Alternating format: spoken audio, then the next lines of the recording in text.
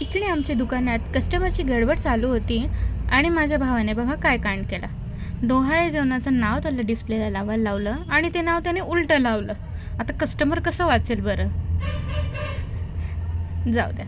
हे बघा, आमच्या दुकानात सध्याचा माहोल पूर्ण मकर संक्रांत असं झालं आहे. बघा, छोटे छोटे फिरकी, छोटे छोटे पतंग, त्यानंतर हे हळदी कुंकूचे नाव, मोठमोठे बोर्ड, त्यानंतर हळदी कुंकूचे दागिने.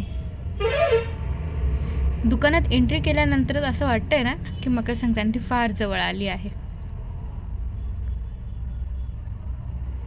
त्यानंतर मी आमच्या दुसऱ्या दुकानात गेली, शगुन रुखवत.